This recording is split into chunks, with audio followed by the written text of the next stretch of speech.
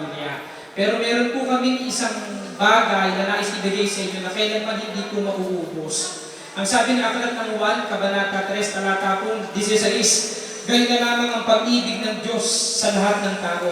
Kaya ibinigay niya ang kanyang nag-iisang anak upang ang sino mang sa kanya'y sumampalataya ay huwag mapahamak, kundi magkaroon ng buhay na walang hanggan.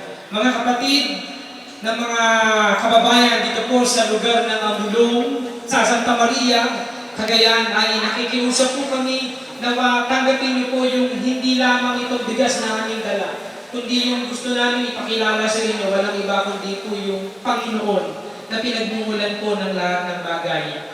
Unang-una, gusto ko pong nais malaman ng bawat isa sa atin na mayroong nagmamahal sa inyo. Na kahit kayo po'y binagyo, nawala ng tahanan, o kaya po'y naubusan, pero meron pong Diyos na nagmamahal sa inyo. Pwede bang pakikawayan niyo po muna yung inyong katabi, kasi bawal daw muna maghawakan, at sabihin niyo po sa Kanya, may nagmamahal sa iyo. Yan. Purihin po ang Diyos. At ang nagmamahal po ito, walang iba, kundi ang ating Diyos na lumikha. Opo? Mahal na mahal po kayo ng Diyos. Yan pong nais namin ipabatid sa inyo. At ang pagmamahal po yan ay hindi po isang pakunwari, kundi isa po tunay na pag-ibig. At ang pag-ibig na yan ay pinatunayan sa pamamagitan po ng pagbibigay. Ang ibibigay po namin ay para lamang po sa inyong tiyan, pansamantala, mauubos, mangangailangan ulit kayo sa susunod. Pero kapag po ang Panginoong Hesus ang inyong tinanggap, ito po ang may-ari ng lahat ng bagay at naniniwala ako, pag tinanggap niyo po siya, ang lahat ng bagay ay mapapasa inyo. Amen. Ang sabi po ng Panginoon, mahal na tayo, pero bakit po tayo naghihirap? Bakit po tayo nagkakasakit? Bakit po tayo binabagyo? Ipinahihintulot lang po ng Diyos yan upang makilala natin na ang tunay na may-ari ng lahat ng bagay, walang iba kundi ang Panginoon. Nais ko lang po magkwento. At sa kwento pong ito, dito ko po tatapusin ang aking nais ibahagi sa inyo. May dalawang karpintero po na habang po sila ay nagtatrabaho, ang isa po ay nasa unang palapag, ang ikalawa po ay nasa pangatlong palapag. Tinawag po nung nasa ikatlong palapag yung nasa unang palapag. At ang sabi niya, sinitsutan po niya yung nasa first floor.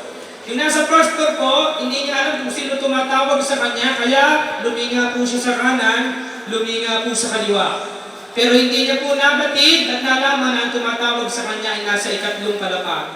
Tumawag po uli nasa ikatlong palapag, nilakasan niya.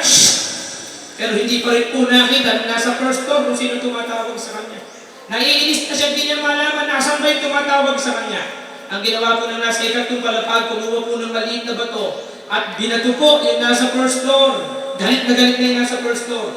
Hindi pa rin niya malaman sino tumatawag sa kanya. Ang ginawa po nung nasa third floor, kumuha ng isang solid na bato at iniyak po maigi na tatama yung bato sa bunggungan nung nasa unang palapag.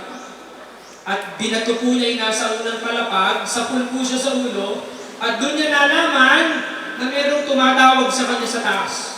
Pagtama ng bato sa kanyang ulo, napatingala po siya, doon niya lang nalaman na ang tumatawag sa kanya ay nasa taas. Nadidinig niyo po ba ako? Kadalasan minsan pinapaintulutan po ng Diyos ang mga pagsubok sa buhay para malaman natin na meron palang tumatawag sa taas. Pero ang taas po tinutukoy ko, hindi ang bubungan, hindi ang butiki sa inyong bahay, hindi ang mga ibon, kundi meron pong Diyos sa langit na nagmamahal sa inyo. At hindi niya nais tanggapin yung lamang ang bigas natin namin, kundi ang nais niya tanggapin natin siya bilang Panginoon at tagapagligtas ng buhay. Palakpakan po natin ang Panginoon. At bago po natin ibigay ang bigas, nais ko po kayong ipanalangin. Okay lang po ba? Okay po. At nais ko po sana na yung Panginoon na amin po tinanggap ay makilala niyo. Susundan niyo po ako sa isang maikling panalangin. Kung ibig po ninyo na makilala siya ng lubusan at tanggapin sa inyong puso bilang tagapagligtas sa Panginoon, pwede po bang yumuko kayo sandali? Ipitip po natin ang ating mga mata. Huwag po kayo mag-alala, pag dilat nyo, may bigas pa rin po. Pero ang mahalaga po ay kausapin natin ang Diyos. At nawa sa panalangin na ito po ito ay nais ko po akong inyong sundan. Sabihin po natin, Panginoong Hesus, lumalapit po ako. Inaamin ko po, ako po'y isang makasalanan. Patawarin niyo po ako. Ngayon pong hapon, binubuksan ko po ang aking puso. Tinatanggap ko po kayo sa aking buhay bilang Panginoon at tagapagligtas. Mula ngayon at magpakailanman, sa pangalan ni Jesus. Amen.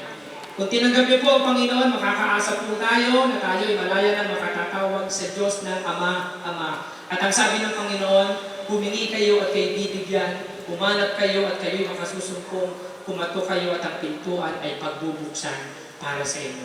Muli, magandang tanghali at pagpalain po tayo ng ating Ama. God bless you. Thank you, Pastor, for your meaningful and fruitful message and also the prayer. Thank you very much.